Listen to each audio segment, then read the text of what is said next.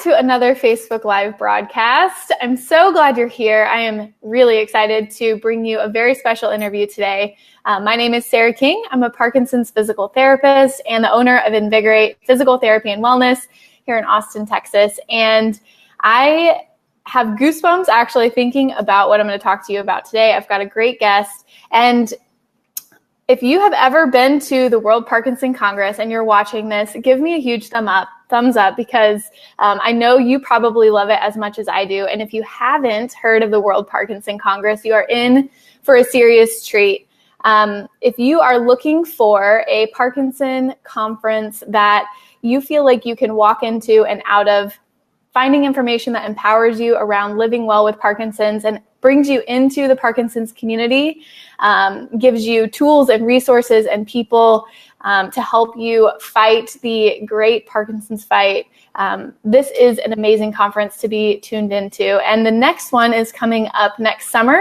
So I wanted to give you guys a little bit of a heads up. It's happening in 2019 in Kyoto, Japan, and I will be attending. And at the end of today's broadcast, I'm actually going to announce a really special giveaway that I'm hosting for you guys, where I am actually going to be awarding someone an entry. I'm going to pay their registration into the World Parkinson Congress. And so at the end of this broadcast, I'm going to tell you how you can enter that contest. And so you want to stay tuned until the very end. So before that, I'm going to bring on Eli Pollard, who is the executive director, aka the head honcho of the World Parkinson Congress, the woman behind the curtain who's helping orchestrate all of this. She's been part of the World Parkinson Coalition since 2014. She helped create the World Parkinson Congress, and she's been working with the founder, Dr. Stanley Fawn, who is a renowned Parkinsonologist, which is a wonderful word,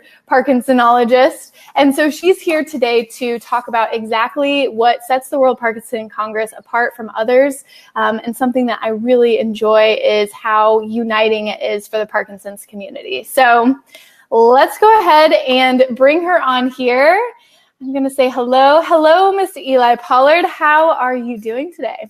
I'm good. Thank you. It's so great to be here with everybody.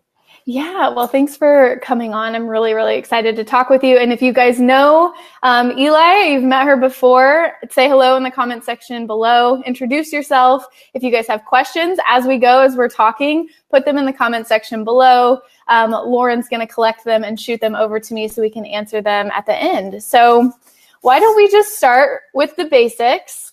Maybe you could tell us a little bit about the World Parkinson Congress and the World Parkinson Coalition. So we're going to say WPC on here probably quite a bit, you guys, but they are two different organizations or two different entities. So explain to us what the WPC is in both instances. Well, it's not that confusing, although it can get a little confusing. The World Parkinson Coalition is the actual organization behind the congresses. And so, when we first launched in 2004, we actually called the organization the World Parkinson Congress in the beginning. And we realized that probably wasn't the smartest decision because it's a little confusing because the Congress is the Congress, but the coalition behind it is a little different. So the coalition is the organization that plans the World Parkinson Congresses and does other activities in the community. But the Congresses are our biggest thing. And it's, I think you gave a great introduction to it. It's really nice to hear someone talk about it that's not me, to hear your experiences. But it started in 2004. Actually, even a few years before that, there were a number of leaders in the space in the Parkinson's community, people who were running, working at the NIH, other researchers, people who were running patient voluntary organizations who realized that the Parkinson's community was missing this opportunity and decided we really needed a meeting like this that opened its doors to everybody. And prior to the WPC, the first one was launched in 2006 in Washington, D.C. And prior to that, there had never been a meeting that brought everybody in the Parkinson's space together. So we've got these neuroscientists, researchers, clinical researchers, the whole spectrum of clinicians like yourself who are physical therapists, the rehab specialists, nurses, social work, but most uniquely and most sort of that brings so much inspiration are the people with Parkinson's and their care partners are also invited in to have a seat at the table. And so it's a pretty incredible opportunity. And it's the only one like it internationally that really opens its doors and is totally inclusive of everyone. And, it's not just people coming to the Congress. So when I say inclusive, it's not just people sitting in the seats. It's also people on the stages and our planning committees. We have all these planning committees, people volunteering their time, and people with Parkinson's are included on all those planning committees, the program committee, the communications committee, all the different committees that we have. So it's really truly interdigitated or cross-pollinated at every level. Yeah, and I think that's an amazing addition that I've been to quite a few Parkinson conferences,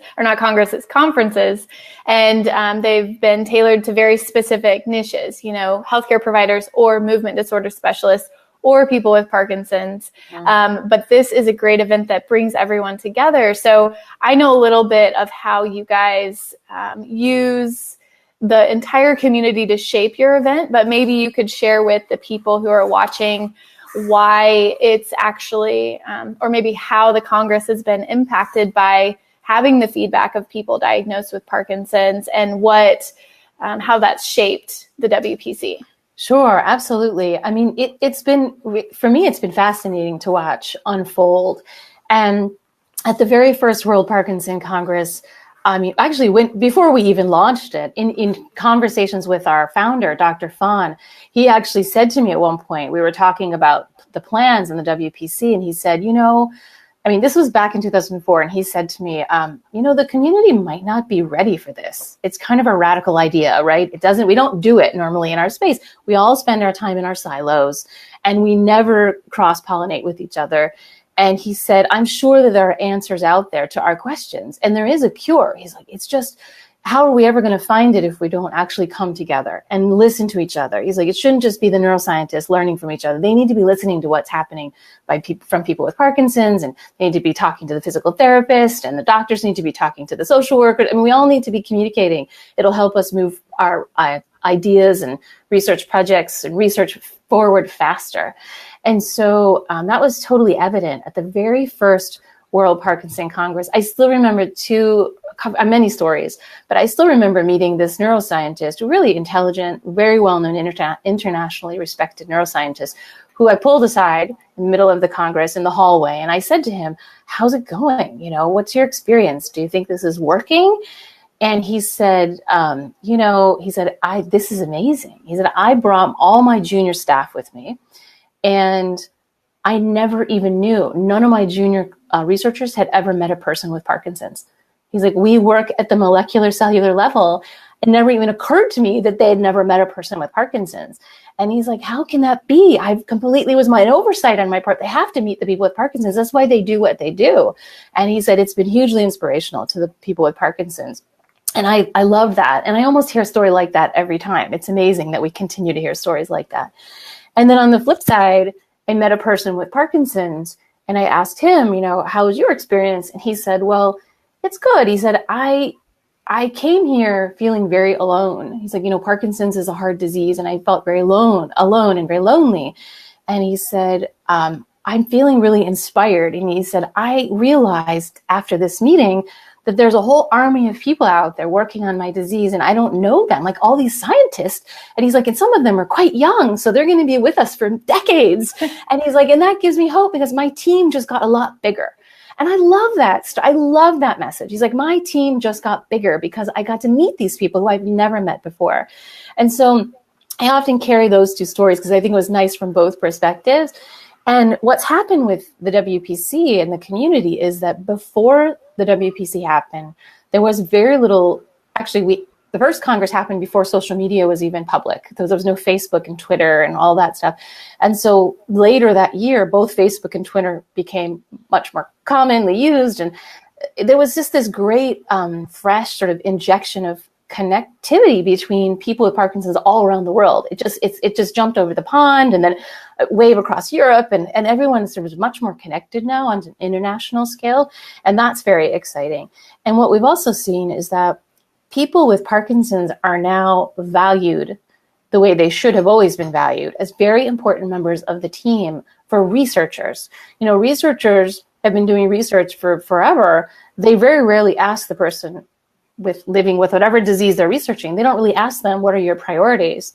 That changed after the WPC. And we feel really proud of that because we know we played a part in that conversation. If you look at all the major foundations around the world, all have patient advisory boards now. That didn't happen until after the WPC. And so now those patient advisory boards are advising some very important decisions about directions that the foundations fund and what they're funding and research priorities. And so, it's hard to track the actual outcomes of the WPC, but it's with these things that we know we played a huge part, and there's a lot more to do, but we're really excited about sort of continuing in that direction. Yeah, the connectivity, that's something that has always been a frustration for me, and I hear it from my clients as well, how we have 6 or 7 different nonprofits dedicated to Parkinson's, and they're all doing amazing work, but it's easy to get separated, from each other. And I feel like I'm freezing a little bit. So sorry if the video is freezing, but so we can all get separated. And what I hear also from my clients is when they come into the WPC or any event where they get to actually speak to their physicians, speak to researchers, speak to people who are caring for them, they feel seen, they feel heard. And maybe you guys watching, I know we've got quite a few people watching right now. When you feel seen and you feel heard, you feel like you have hope, and you feel like the people who are fighting on your behalf know who they're fighting for, just like you said. And something too that I really am impressed with the WPC, and by the way, guys, I have no financial commitments or attachments to the WPC. This is not like any, paid advertisement at all. I'm just a huge fan. But something that I didn't know actually before I was researching this interview was how you guys have a WPC Parkinson's Ready program where you train the entire community. So if you guys are watching and you aren't really familiar with the World Parkinson Congress, it happens every 3 years in a different location. And so in 2016 was my first experience attending. It was in Portland. In 2019, it'll be in Kyoto. Two very different places. And it's been, in Washington, D.C. and a whole handful of other places. And so you guys actually go into the community and can you tell people about what that program looks like and how that impacts them if they're going to attend the conference? Yeah, absolutely. I mean, we started this, so we've had now 4 congresses to date, and the first one was in Washington, D.C. in 2006, and we were really just trying to get on our feet and make sure people wanted to see this happen again. So the first one did not have the Parkinson's Ready program. We launched it at the second one in Glasgow because we felt there was a need. And when we were working on the World Parkinson Congress in 2010 in Glasgow, the city of Glasgow even asked us, how can we better prepare for your delegates, particularly your delegates who have Parkinson's disease? And it was just this incredible opportunity. We actually teamed up with the Parkinson's UK, and they have so many incredibly wonderful Parkinson's disease nurse specialists. And so we had a local nurse who's trained in Parkinson's come in and do a really robust training, short training, right? But it was a meaningful training because we targeted the people who mattered, like the front of house staff at the hotels, the customs officials at the airport, taxi drivers who might be working on that route or that day, the local fire marshals or fire department. I don't remember what they call them in Glasgow. And what was really important is all the front of house staff at all the hotels went through the training. And it's not an incredible training. It's like a PD 101. This is what you need to do to help people with Parkinson's who are staying at your hotel. And, it was things like, lots of things. Like if let's say one of the training tidbits, all right, if somebody calls you from their hotel room and they clearly need some help, but you can't understand what they're saying, don't ask them to come to the front desk. They might be having an off episode and unable to move, and they might desperately need your help. Go up, whether you normally might ask them to come to the front desk for help, instead you're actually going to them to make sure that they're okay. Just really some simple things, but things that if someone's never been introduced to somebody with Parkinson's or been around Parkinson's, things they wouldn't understand, whether it's movement on and off, speech impediment. Sorry, I've got a fire truck going through my neighborhood. And so the training started in Glasgow. It was incredible. The fire department in Glasgow was so, like they went through the training and they were concerned, like, what if a fire happened? We have to be really ready to help all these people. They had firemen sleeping in the hotel at night, like every other floor in the hotel, just to make sure that if any fire randomly broke out in our headquarter hotel, they were there to help our delegates get out quickly. I mean, I was kind of blown away by that. So then the program grew from there. And in Montreal, we did another really intense and kind of grew the training to almost twice as, maybe 135 people went through the training. And then in Portland, and we always work with local experts, right? So in Montreal, we worked with a nurse from McGill who did the training. And in Portland, the Parkinson Resources of Oregon, which is such a great organization, they have staff who helped organize and run the training because they know we're training for specifically focused on our WPC, but they're the beneficiaries of the training in the end, because now all these people across Portland are more aware of Parkinson's. And the pro group, the group in Oregon, not only did they train police officers, fire department, airport officials, local, like all the convention center staff, the hotel staff, the police department asked them, please videotape the entire training so we can make every single police officer watch the training so that our whole department is ready, whether or not they're working as part of your meeting or not. So it's been a really exciting, I think, evolution. And we're definitely doing this in Kyoto. Obviously, there's a whole nother level of things. We're talking about Japan. And it's exciting because Parkinson's is not always talked about in Japan. And so the fact is just that we're bringing the Congress is elevating awareness about this disease in Japan in a big way. And then doing this training at the grassroots level is really meaningful. And the city, we've already met with the city, the mayor of Kyoto, and they have an office of, I don't remember the exact office, that works with people with various disabilities. And they've already met with us because they're really excited about this program and they're supportive of it and they want to help. So we will train key members of the Kyoto community as well, the people who work in the hotels and people at the train station and the airport customs officials. And so it's interesting. It's a good thing. Is it something that we leave behind? We always say that we don't want to just pick a city and have the WPC and then leave. It's not about just us, right? It's about leaving the community better off than when we arrived. And this is one little thing that we can do to leave that better. Yeah, I love that. Leave everything better than you found it. And that's for sure what you're doing. The people who attend the cities, I can't really compliment it enough, but you brought up WPC 2019. So if you guys are watching, give me a thumbs up or a sad face, depending on, are you going to the WPC? I will be there. Obviously, Eli will be there, I would imagine. But can you tell people, so it's in Kyoto, Japan, which is definitely a trek for some people. Mm-hmm. So can you tell us maybe a little bit about accessing the WPC in 2019, how to get there, how people can be involved, maybe if they're not going? Right. So it is, for those of us who live in North America and Europe, it is definitely a trek. In South America, Africa, it is definitely a trek. Kyoto is, I would say, one of the most amazing and beautiful cities in the world.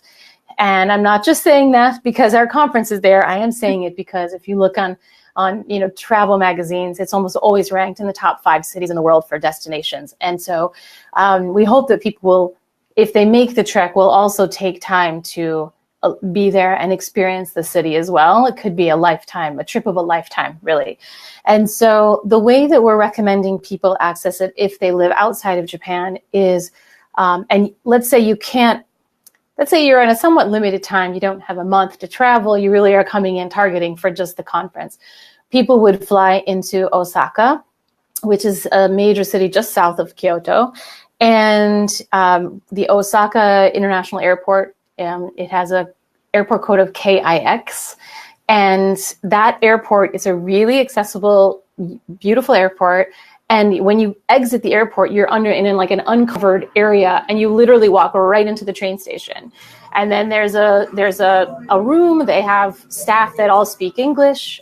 They'll help you get your ticket to get on the correct train, and they'll tell you take train on track 4. And for those of you who've never been to Japan, when they say track 4 and they say it leaves at 9:08, it is track 4 and it is at 9:08. They're like very exact and very precise. So you just wait there and you get your assigned seat, and it's very easy to get on. And then it takes about an hour from the airport, a little over an hour, and then it takes you right to the Kyoto train station. And then from there, depending on where you're staying, you may just probably be tired. I'm usually tired when I get there. Usually I take a cab just because I want to get to my hotel the first day. And then once I'm rested, I explore the subway. The city is very accessible. They have an increasing number of tourists, so they're making things more accessible. The subway system is accessible, like every station, and I've been looking at maps so that I can help our delegates if they need, if they don't feel comfortable with stairs or escalators and they want to take an elevator. Every station has an elevator. It might be on the corner across the street, or it might be on the corner down the street. You know what I mean? There's always an accessible way to get in if you don't want to take an escalator or stairs, or if you can't. And the signs in Kyoto in the subway are all in Japanese and English, and you can hear the sound system goes Japanese and English. So they're making it more and more accessible. And it's not just for us. Coming to Kyoto, of course, it's just the country is becoming more accessible, and they have the Olympics in 2020. And so they're thinking about this incredible influx of tourism coming into Kyoto before and after the Olympics. So they're really getting ready for that. So we're kind of benefiting a bit from that preparation. But it is a city that is it's a sight to see. It's just absolutely stunning. And I'm encouraging people to come in a few days ahead of time to just get adjusted on their time zone, because it is a 13 or 14 hour time difference. That's a big deal. And then also just to take time to see things and explore. Definitely. Well, if you're going to make the trip, you might as well stay. It is a beautiful place. I know that's what I plan on doing. I think I can talk my husband into coming as well. So it won't be hard, I know. Okay, that's awesome. So I see some comments coming in, and a couple comments. So one person said, let's see, if it will be attended virtually. So Luann wants to know, can the Congress be attended virtually? At this point in time, we're not offering things live virtually. Done in the past. They taped around 20 hours of those congresses, and we put them up after the Congress. Point in time, with capability for broadcasting it virtually. Okay, awesome. And then someone, I think Mammy, tuned in, and she made a comment about the cost. So I do want to make sure that we get a chance to talk about the travel funds and some of the scholarships that you guys offer. How is the WPC making it a bit more affordable to get to the Congress? Yeah, that's a good question. It is. There's certainly, when you're traveling around the world, that adds a whole other flight, and it adds up quickly. So a couple of things. One is we have travel grant funding. As you can imagine, there will be many people requesting travel grant funding. So we're really strongly encouraging people to not depend on that as a sole source of funding, and to really think creatively about how you could fundraise. There are a couple of opportunities. We have some people around the country who are building delegations, and we have some people who are delegate leaders, and they're actually listed on our website. And they're actually organizing groups of people to travel together, and they're organizing their own group fundraisers. So there is an opportunity, if you think you want to travel and there are some other people in your community who might like to travel with you, we could, and you can talk to us about being an official delegate leader. We can then talk to you about potential fundraising opportunities. I know they're all being very creative. Some are doing stuff online, some are doing stuff in their communities, some are even writing for requests from their local community, sort of businesses and whatnot, to help get the delegation there. So for those who do apply for travel grants straight from the WPC, we have 3 categories that we accept grants in. One is people with Parkinson's, One is junior investigators, and that could be basic scientists or clinical or clinicians. And then the third is health professionals from developing parts of the world.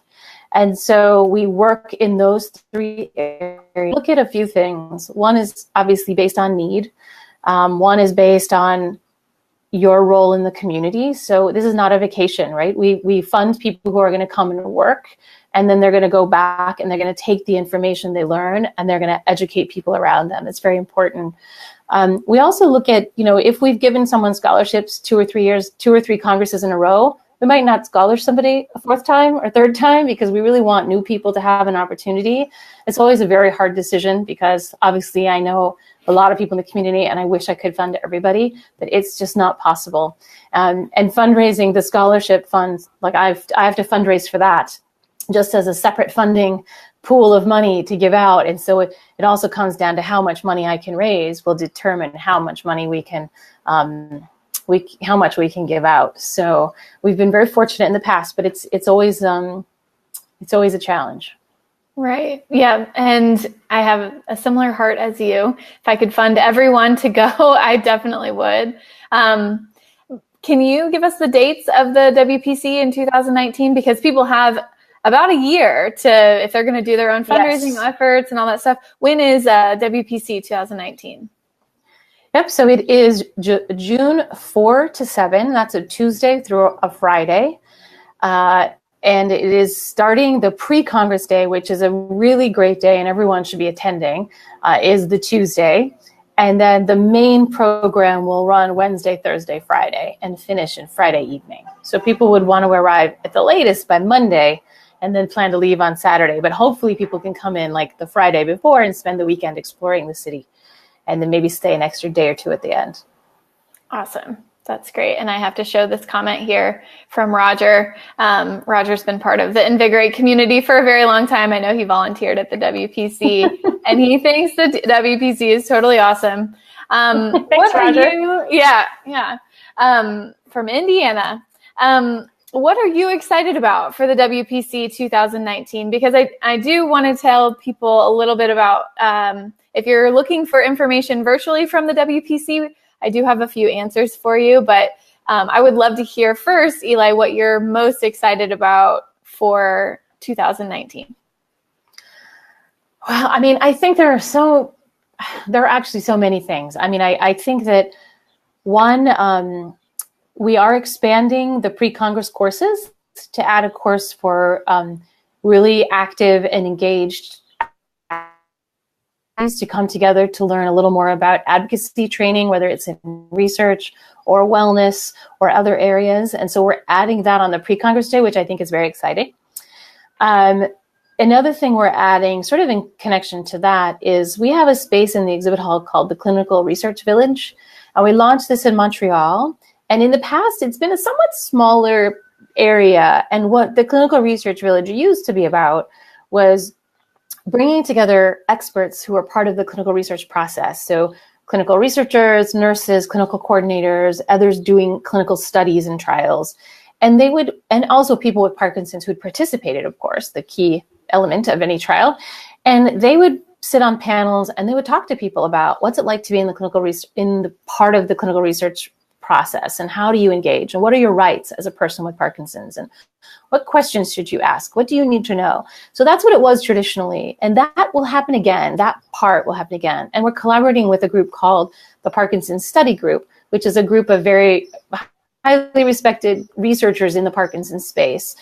We're teaming up with them to make sure that that part is really exciting. We're also adding an element to this that we've never done before. And we are going to invite researchers across the board, so physical therapists, as well as neuroscientists and clinical researchers, doctors, to actually make appointments with our patient experts to talk about their research project, an idea, before they even launch it, and pitch it, and sort of say, all right, this is what I want to do, explain your study. And we want them to, especially if they're junior clinicians or researchers, we want them to think, how do you explain this articulately, not in science language, explain it in an articulate, meaningful way to patient so that they understand what you're talking about. 2, explain it in a way to get them excited so they'll sign up for your trial. Well, because if they tell you, I don't understand what you're asking, and I would never sign up for that clinical trial, that probably tells you you're not going to do a good job of filling your needs. For those of you who are engaged in clinical research, 90% of clinical trials around the world are delayed because of a slow enrollment. They don't enroll fast enough. And 30% of the trials maybe just shy of 30% of trials in the United States never even get off the ground because they don't enroll people. Some of them don't enroll a single person. And so how are we supposed to get people enrolled in clinical trials and studies? So we want to use the WPC as a platform for that. And we want these researchers to bring their ideas to the WPC and sit down across a panel of expert patients and say, I have 10 minutes. This is what I want to do. And then get feedback from them. And we want to build that. We think that's really important. And then that's something we would ideally take after the WPC online in a virtual format, almost like this, where people could continue to say, I have an idea. I want to pitch it to a panel of patient experts. So I'm excited about that. On the talk front, we have the preliminary program will be announced in maybe 4 weeks. It looks amazing. Again, as always, the program committee has put together a spectacular agenda.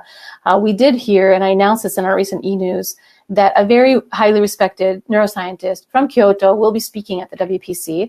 His name is Shinya Yamanaka. He's a professor of neuroscience, and he does research on stem cells. He was a Nobel Prize winner a few years back for his research on iPS cells, and being able to show that you could coax mature adult cells back into iPS cells.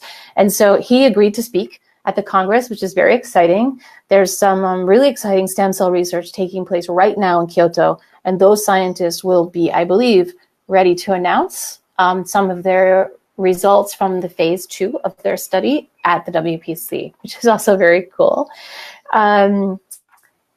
Just exciting things. We're also we launched it last time for the first time. We have a care partner lounge, and we have a space for care partners to come and meet with each other, talk to health professionals, get just feedback and advice.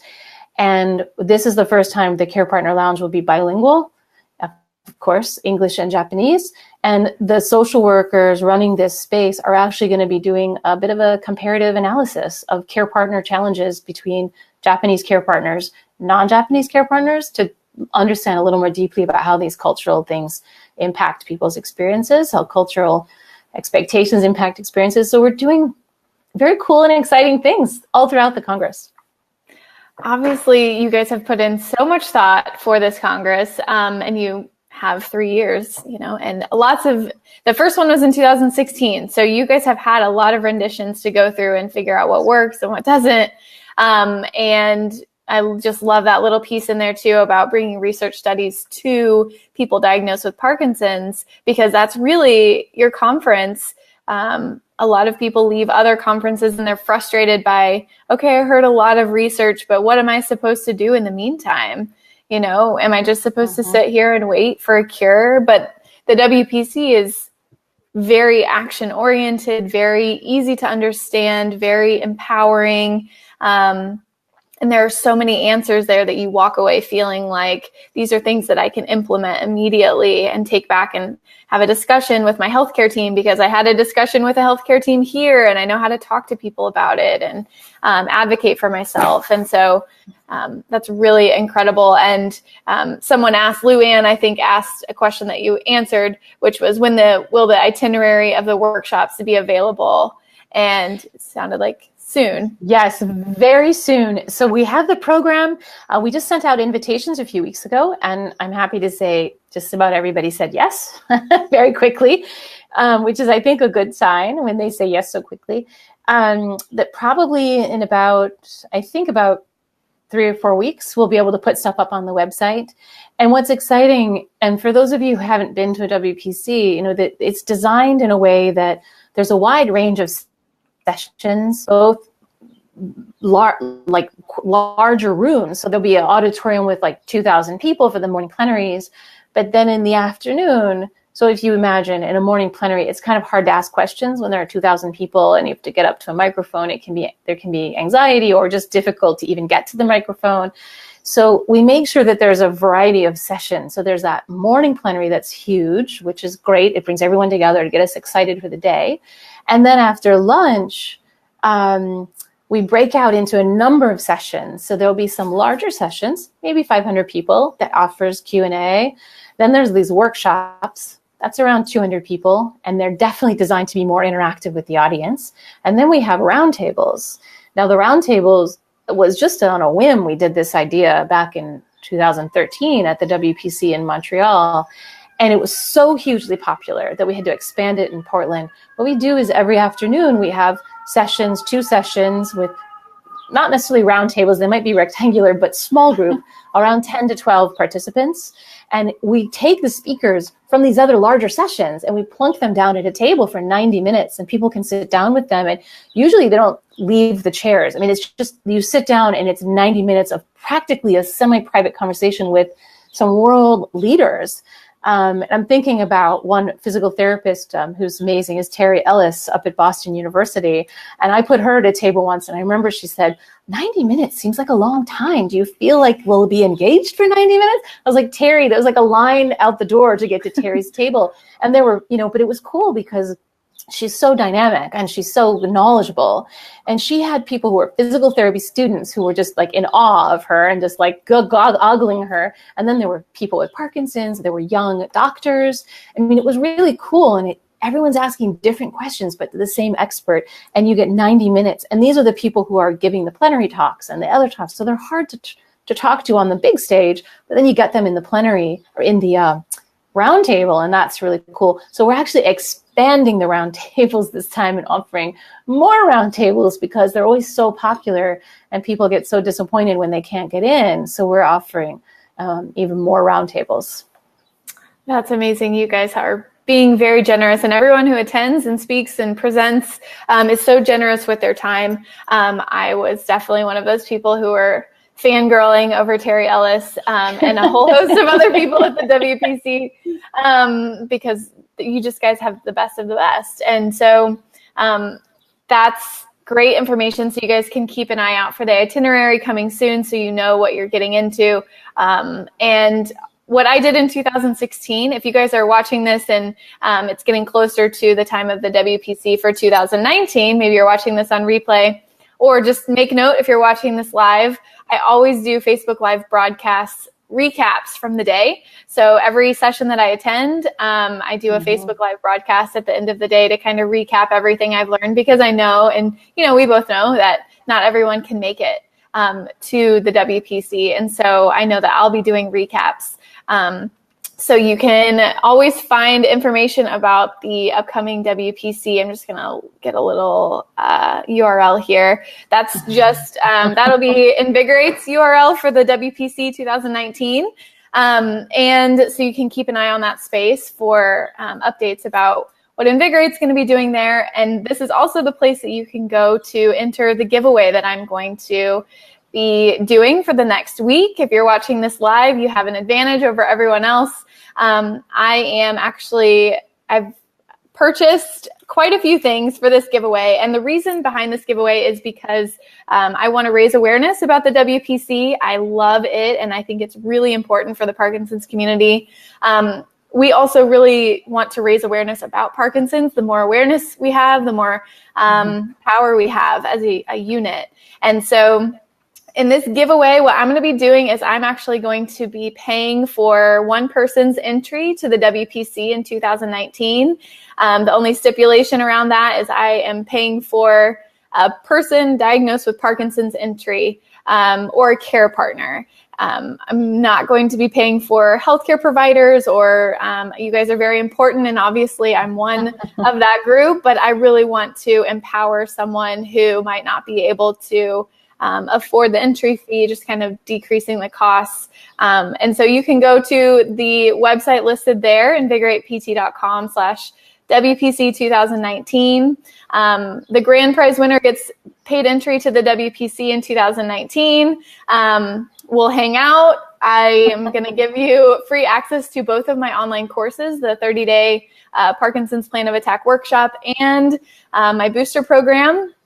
If you win the contest and you're already enrolled in either of those, we can have a discussion around what that means for you.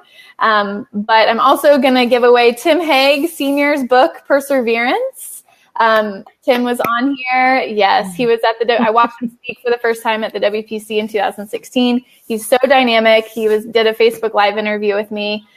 His story is amazing. And bracelets. So we've got, so this, I don't know if you guys can see, but it says Fight PD, and I have a whole box of them because actually I'm giving away there are going to be 9 winners of this contest. And you earn points by doing certain things that raise awareness about Parkinson's. And it's all calculated automatically. If you're watching this broadcast, if you watch it on YouTube, you get more points. You get points for every other person that joins the contest. You get points for signing the Global Parkinson's Pledge, which you should definitely do. So you guys can all get involved there. Head over to that link and you can submit your email and you'll get all the information about that. I'm wearing my bracelet as well. Perfect. These were all made by someone diagnosed with Parkinson's. I always mispronounce her last name, but Sarah Rigger. She hand makes all of these wonderful bracelets, and this one fits perfectly, and I'm so excited to represent it. So you guys can head over to that address to get signed up for the giveaway. It closes on Friday at 11 p.m. Central. And so you have 1 week. We're not going to stretch this out over a long period of time. We're just going to do it in a quick bout. So so go ahead and get signed up. I would love to see you at WPC 2019. If you can't make it to the WPC 2019, you can sign up for the WPC e-news, their newsletter. You can follow World Parkinson Congress on Instagram and on Facebook. And if you sign up for my newsletter, I'll definitely let you guys know once it gets closer about the Facebook Live broadcast I'll be doing from Japan to keep you all updated as well. And if you're going to the WPC 2019, please let me know because I would love to see as many of you there as humanly possible. So, Eli, thank you so much for coming. Did you have any closing thoughts, any final things that you wanted to share before we sign off here? I'm just going to say, obviously you said it all. Stay connected. And if you really want to go, stay connected to the community. See who else is out there who's going. I'm encouraging people to really network and travel together. Even some people from the East Coast who are flying to the West Coast and picking up some people in the West Coast in LA and Vancouver and flying over together. I think traveling together just is more fun, and it can help diminish any anxiety or stress on an international trip. But definitely stay connected, keep active online, and, keep watching what's out there. Awesome. Great advice. Well, thank you so much for being here.